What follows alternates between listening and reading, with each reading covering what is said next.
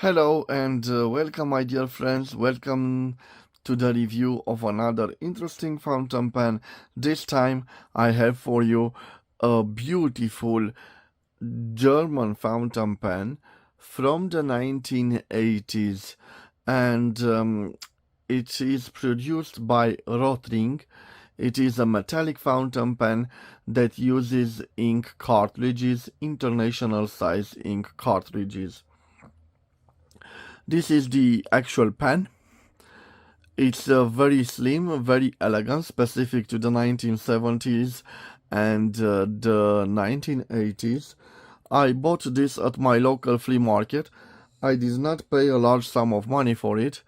It cost me only 35 leis, so approximately 7.04 euros or 7.64 US dollars.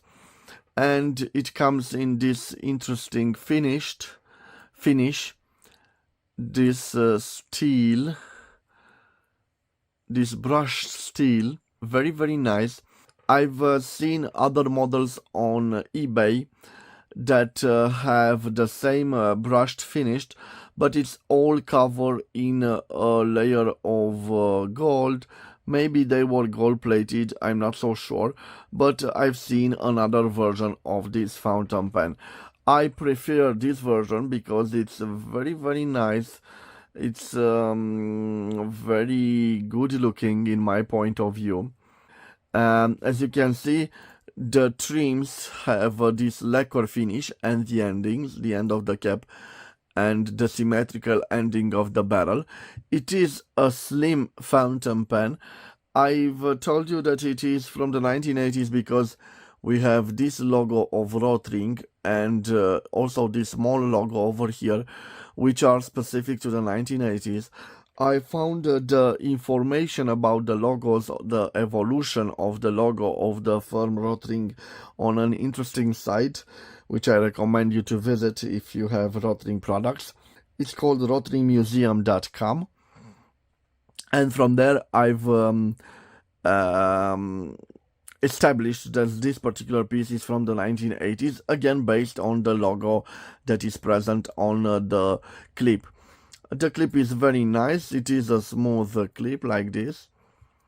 And this particular piece comes from a period in German fountain pen industry where they competed a lot for entry-level fountain pens. This is an entry-level fountain pen meant for school use or for student use. It's quite simple. It has this push-in cap and it reveals a simple plastic grip and a very simple but nice to use steel nib. It doesn't have a breathing hole. Again, the logo, which is this circle right over there. At the end, we have a simple feeder. And this is it, my friends. It's not quite well built because you can see this is a part made out of plastic. It has also this ring and it's easy to remove, so it can be easily misplaced. Like I told you, it uses, we are talking about the 1980s, so we don't have a proprietary ink cartridge, so it uses standard ink cartridges, and I think you can also fit an ink converter to it. The body is actually nice, although it has the plastic here, it is made out of metal, so it's quite durable in time. And also, the cap is durable. We have engraved the ROTRING right over here. In my point of view, a very nice pen, and this particular setup here with the plastic grip section and the simple let's say semi-hooded nib, but it's almost visible. It was specific to the 1970s and the 1980s pens.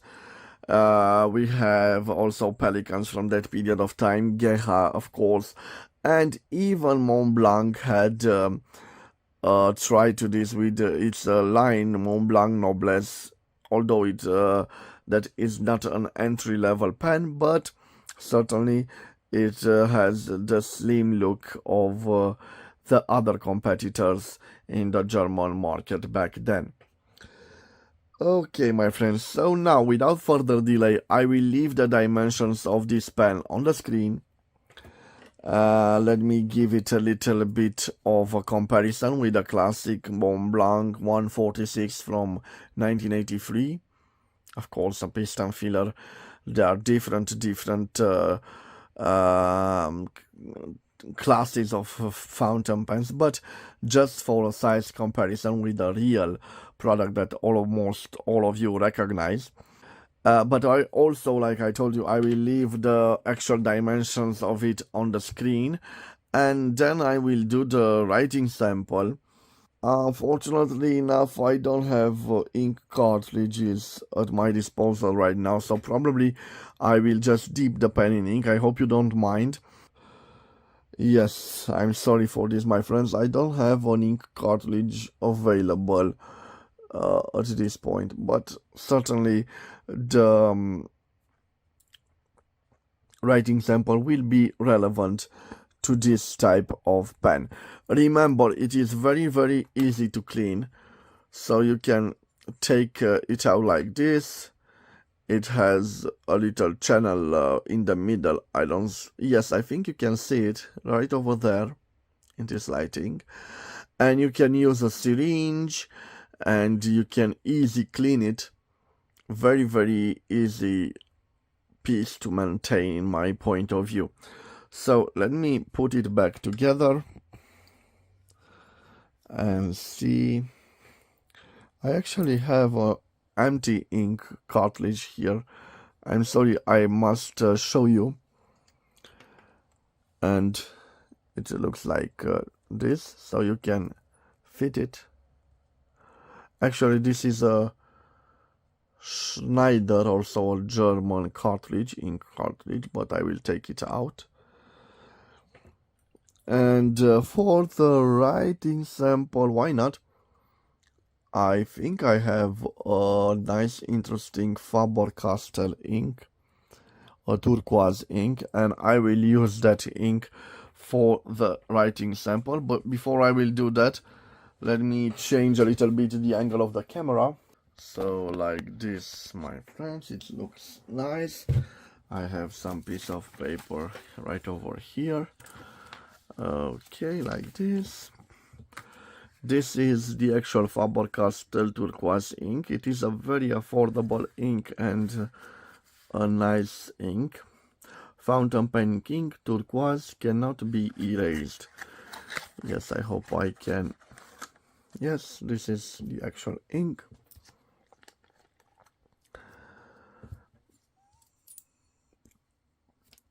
I will dip the pen in ink like this. I will remove the excess of the ink. Now I will give a little clean just to the grip section. And just in case, I will leave it open in case we have problems with the ink flow. Let me see, my friends. Yes, you can certainly post this pen, and it is quite light. Let me see what we have here. So here we have a ROTRING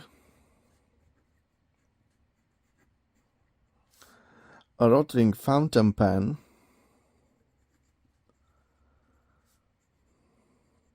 from the 1980s. It is fitted with a steel nib.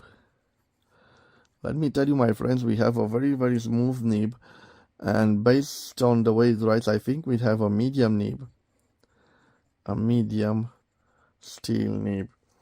Let me see if we have some flex to this nib. I'm not expecting a flex, but you can see no flex to this nib, no flex. It certainly seems to be a juicy nib, and it writes very nice.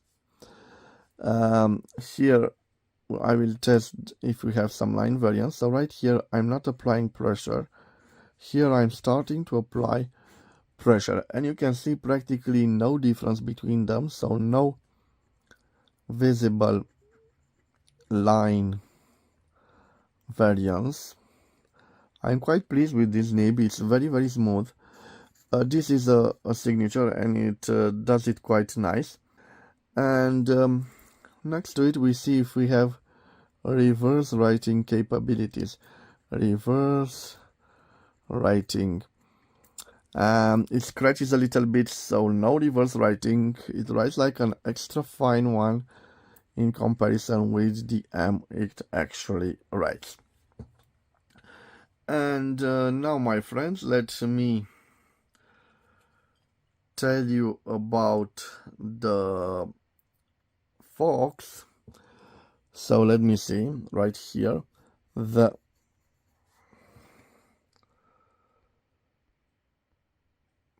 quick brown fox jumps over the lazy dog. Very nice. I'm impressed by the way the feeder took all the ink. So the quick brown fox jumps over the lazy dog. This is it, my friends. This was the review of a very nice piece, an affordable piece made by a very nice German firm, ROTRING. I'm not so sure you are familiarized with the ROTRING brand, but I certainly am familiarized with the ROTRING brand. My first mechanical pencil back in 1997 was ROTRING Tiki 2, I believe it was the model, and I still remember it. It was yellow one, my first one. It uses is used 0.5 millimeters reserves, and it was amazing back in that time. And then I had also some geometrical instruments, some compasses that were very nice, made by ROTRING, an amazing German producers of writing instrument and other accessories. And when I found this at the flea market, I said I must have it. And indeed, it is a very elegant piece. It certainly reminds me of the design from the 1970s, that slim looking fountain pens. And again, not a well-known fountain pen producer in Germany, but a good piece and a good addition to my collection. If you find one in the wild, I think you can negotiate the price. You can find it under 10 euros because it doesn't hold a gold nib. It has a steel nib, but again, a nice piece of German history of fountain pens, and a very elegant piece in my point of view. This was its review, my friends. I hope you've enjoyed it. I will see you again in the next episode with an amazing review. Till then, bye my friends, and God bless you all.